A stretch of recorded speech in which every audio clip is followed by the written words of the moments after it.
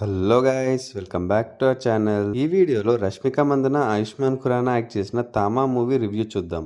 Movie నాకు ఎలా ఉందో చెప్పే ముందు ఒక విషయం నాకు అర్థం కాలేదు. అసలు ఈ మూవీ 21st కి ఎందుకు రిలీజ్ చేశారు? దివాలియానా అంటే అది అంతకు ముందు రోజే అయిపోయింది, వీకెండ్ కూడా కాదు. మరి ఎటు కాకుండా ట్యూస్డే రోజు ఎందుకు రిలీజ్ చేశారో ఏమో.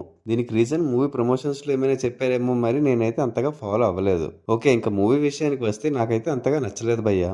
కొన్ని సీన్స్ అయితే బాగున్నాయి, కానీ ఓవరాల్ గా చూస్తే మాత్రం చాలా ల్యాక్ చేశారు. అండ్ మధ్యలో కొంచెం సేపు అయితే ఫుల్ బోరింగ్ అనిపిస్తుంది. మూవీలో ఉండే మెయిన్ స్టోరీ లైన్ చాలా బాగుంటుంది, బట్ ఆ చిన్న లైన్ ని పట్టుకొని మూవీ అంతా లాగుతారు. ఫస్ట్ హాఫ్ అయితే స్టార్టింగ్ లో ఈ వ్యాంపైర్స్ ఎవరు ఏంటి అనేది చూపిస్తారు, అండ్ వాళ్ళ గురించి ఎక్స్ప్లోర్ చేసింది బాగుంది. అది తప్పితే మిగతా అంతా Ayushman Khurana and Rashmika love trachea ఉంటుంది. ఇంకా మూవీలో మెయిన్ విలన్ క్యారెక్టర్ చేసిన నవాజుద్దీన్ సిద్దికీ గారికి క్లైమాక్స్ లో తప్పితే మిగతా మూవీలో హార్డ్లీ ఒక 15 to 20 మినిట్స్ స్క్రీన్ టైం కూడా ఉండదు, కానీ ఆ క్యారెక్టర్ ని లేపుతా ఉంటారు. ఇంకా స్టోరీ విషయానికి వస్తే బేతాల్ అనే ఒక వ్యాంపైర్స్ క్లాన్ ఉంటుంది. వాళ్ళు ముందు మనుషుల రక్తాన్ని తాగుతూ ఉంటారు, కానీ ఫ్యూ ఇయర్స్ బ్యాక్ వాళ్ళు చూసిన ఒక సీన్ వల్ల వాళ్ళు చేంజ్ అయిపోయి ఇప్పటి నుంచి మనం మనుషుల రక్తం తాగొద్దు అని ఒక సీక్రెట్ ఓత్ లాంటివి చేసుకుంటారు. అండ్ ఈ నియమాన్ని ఎవరు తప్పినా వాళ్ళని సంఖ్యలతో 100 ఇయర్స్ ఒక గుహలో బంధిస్తారు. అయితే ఒకసారి రష్మికకి అన్కాన్షియస్ లోనే మన హీరో ఆయుష్మాన్ ఖురానా కనిపిస్తాడు.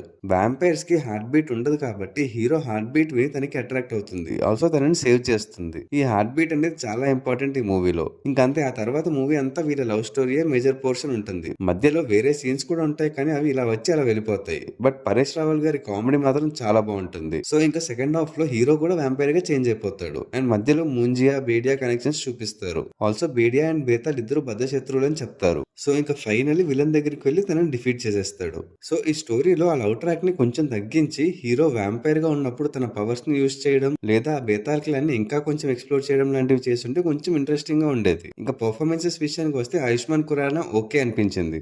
ఎమోషనల్ సీన్స్ లో అంతగా వర్కౌట్ అవ్వలే, కానీ వ్యాంపైర్ గా చేంజ్ అయిన తర్వాత మాత్రం చాలా బాగా చేశారు.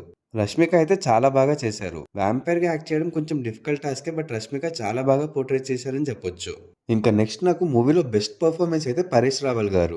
ఆయన కనిపించే ప్రతి సీన్ లో కూడా ఫన్ జనరేట్ అవుతుంది. ఇంకా మ్యూజిక్ విషయానికి వస్తే పర్లేదు, బానే ఉంది.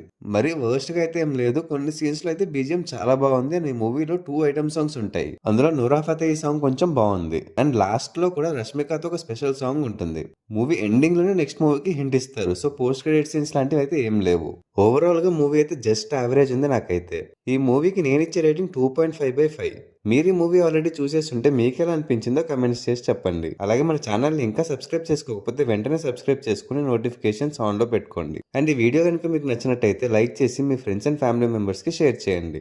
Also follow us on Facebook and Instagram. Thanks for watching. See you in the next video. Adios.